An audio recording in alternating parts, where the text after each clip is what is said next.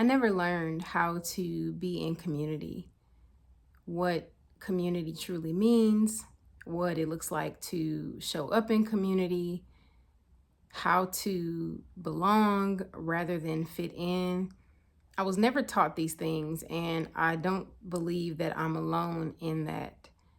I think that we are expected to just know how to show up for others and know the value of community without ever having been given the tools. I want to share with you my personal reflection on community, what it's meant for me, what I have learned about it, and also offer you some prompts to help you to further explore your own relationship with and views on community. We always begin with gratitude, so I want to thank you for being here and let you know that I am so very honored to have your energy and your presence here in this space.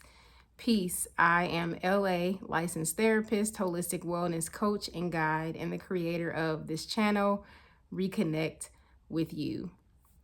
I want to start just by talking about my first experience with community, which I think may be the same for many of us, and that was with family, especially as it relates to my relationship with my siblings.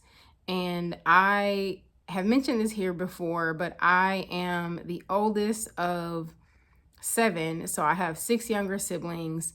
So my early experience with community was me really being thrust into a position of leadership, specifically with having to help take care of my siblings. We grew up in a single parent home, and my mom worked a job, so I had a lot of responsibility in terms of helping to care for and support my younger siblings. So you may hear me throughout this video talk about community and leadership, and not in the sense of seeing them as synonymous, but I think my early experience with community was also connected to leadership. So I wanted to just give you a little bit of context there.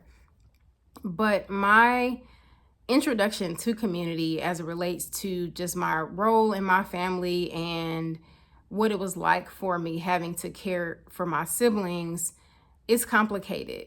And I think a lot about what was modeled for us in the home. I think that community is something that many folks think just happens, but it is something that you have to intentionally build and create, and also revisit from time to time to check in terms of figuring out, well, is this way of being in community still working for me? When I think back to my early experiences of being in community, I'll be very honest and transparent and share that I think it shaped, or rather colored for me, community as being something burdensome, something that required me to sacrifice myself, something that required labor. And I think that's unfortunate because I carried that on for quite a while in the sense of what I thought community truly was. I also saw community as something that is tense. Like there was this tense environment that we grew up in, and it didn't really feel safe to be in community. And so I associated community with tension rather than peace and harmony.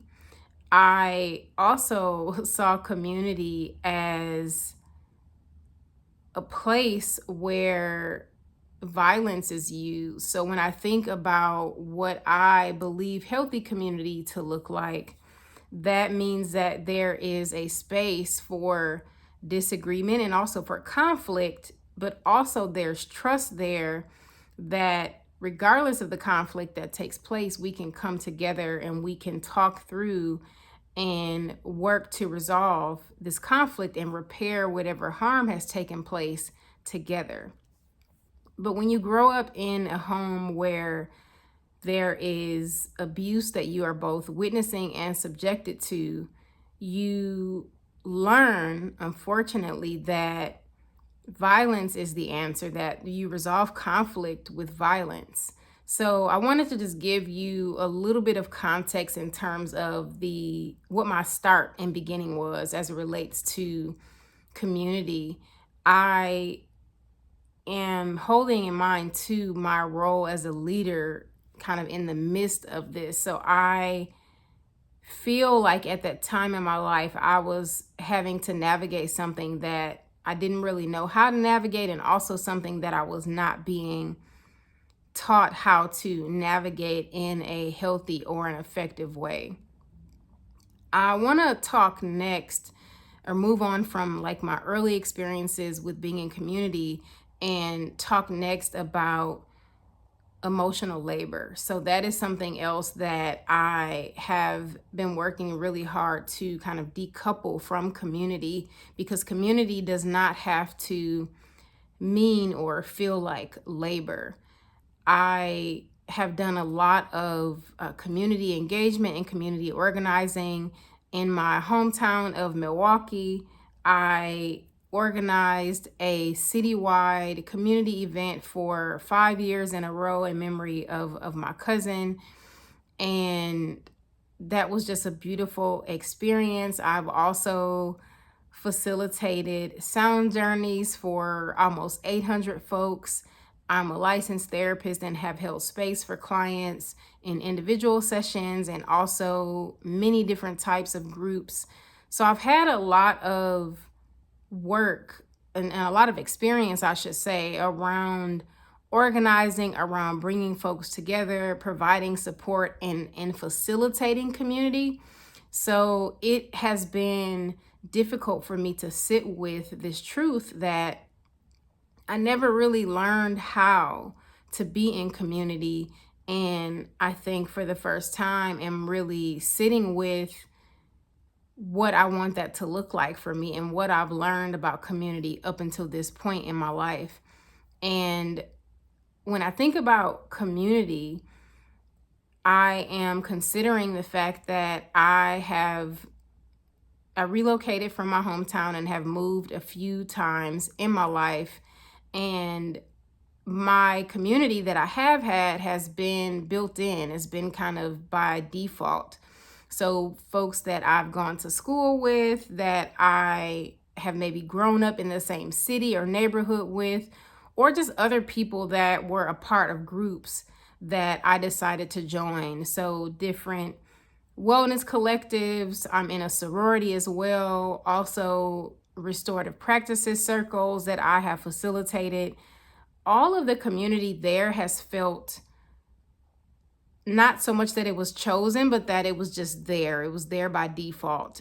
And that's not community to me. While you can experience community under those circumstances, community is something that you actively choose and you are making a commitment to be present for and to show up in.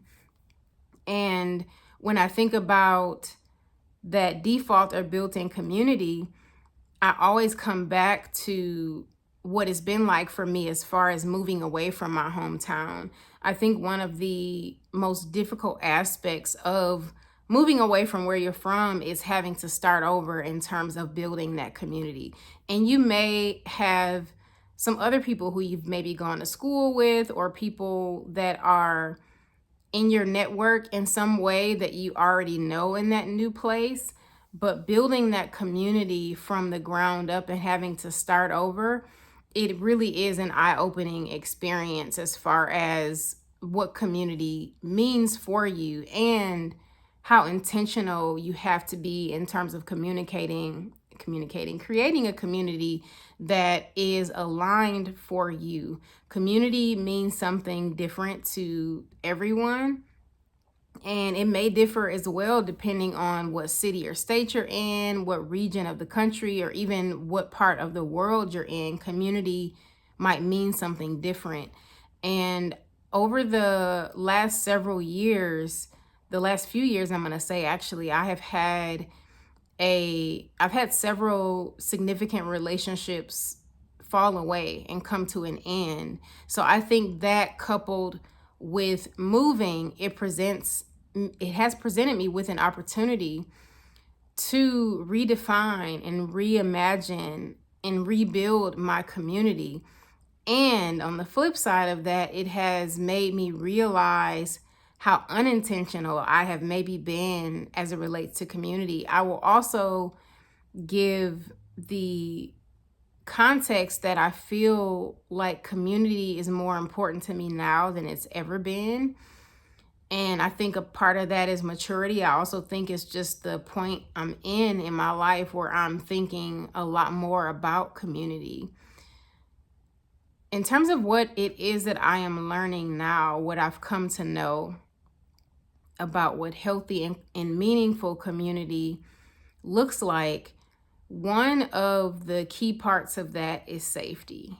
So having a sense of safety within that community. And there's so many different types of safety. It's not just physical safety, it's also emotional safety, psychological safety.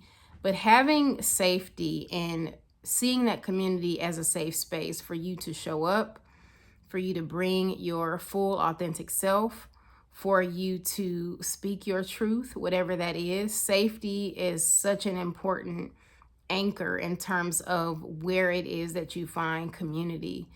I am also thinking about having space and room for difference. When you are in community with other folks, you are not going to always agree on things, even when there is a shared mission or shared values that you are connecting around. There may be disagreements and things that need to be addressed and explored as a group, as a community. And in order to do that, there has to be acceptance that there will be differences. But again, going back to what I was saying before, even when there are those differences, we can still come together and work well as a community. We can forgive each other and we can give each other space when we need it. So those are just some things that I have come to learn about community. I released or published the companion piece for this video. And in that article, I share 7 essentials for healthy and meaningful community. And there are also some check-in questions there for you to do just some more reflection and processing on your own relationship with community. So I'll make sure that that is linked in the description of this video. But something else that I want to touch upon before I move on from this topic is related to how asking for help, which I've talked about in previous videos, how asking for help is directly connected to community for me. When I have been in positions to need help or support of any kind with anything, it always takes me back to, well, who's my community? Who's in my community? Who's in my support system? Who's in my tribe? And what is it that they can support me with? And I won't go into that. I'm actually going to connect this video that I'm speaking of, make sure that it's linked to this video because I do think it's connected. But I think asking for help is another important aspect of community, and knowing that your ask is going to be received and that you feel safe to open up and express your needs in that space. So I would say those are some of the many things that I've learned about community and specifically what aligned and healthy and meaningful community looks like. Again, check out the companion piece if you want more depth as it relates to that part of it. But I want to just express gratitude for a lot of the groups and communities that have welcomed me, that I feel like I see community in, and I have learned a lot about community from. And I think that's the beauty of being a part of different groups and communities, is that by way of being a part of them, you are also learning about what works, what doesn't work, what feels good for you, and what you may want to put into your toolbox as you are rebuilding or reimagining community for yourself. So I want to just thank these groups and communities for teaching me what community feels like, what it looks like, and also helping me to strengthen my own leadership skills as it relates to the community that I'm building and the communities that I show up for with my energy and gifts and services that I offer. I am not going to name the specific groups or communities. I'm going to save that for my next article, which will be the part 2 of the companion piece, because I do not have a list here, and I am always nervous about having to think about those types of things on the spot, and I don't want to leave any groups out. I want to make sure that I express gratitude. So this is kind of a blanket gratitude statement, but from just community groups and organizations, my sorority, especially want to thank my siblings for being the beginning of this for me, and just all the ways that they have shaped me into a leader, and just what they've taught me about what it means to show up for each other in community. I end each and every one of my videos with a prompt for journaling or reflection, and my prompt for y'all for today is a 2-part prompt. The first part of it is, who taught you how to be in community, or where did you learn how to be in community? And the second part of this prompt is, what does community truly mean for you? If you want to pause the video, if you want to write that prompt down for you to sit with later, I encourage you to do that.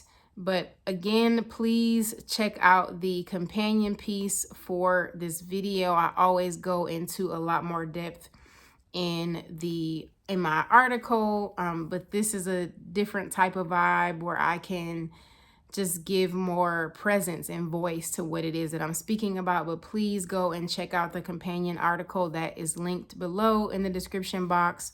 Speaking of community, I also want to share with you my 2 upcoming community events. If you are in Los Angeles, I have an event coming up on Sunday, August 17th, which is actually next Sunday. It is a special community preview of Restore, which is my newest wellness initiative and offering. Restore is a sound journey and community care circle offering. It is a deep listening experience at the intersection of nervous system care and community connection. So it brings together the modalities of sound therapy and the restorative practices circle process, which I'm so excited to bring to y'all. So that is Sunday, August 17th. The following Saturday, on Saturday, August 23rd, will be the official launch for Restore, also taking place in Los Angeles. You can find information about both of those down below in the description box. And if you are looking for a space or a moment to slow down after you maybe do your journaling prompts or do your reflection about community, please check out my newest, and I'm going to say my only public meditation. It is called Clarity and Stillness, and that is also linked down below in the description box. Well, that is all that I have for y'all for today. I look forward to connecting with y'all again soon, but in the meantime, reconnect with you. Peace, y'all.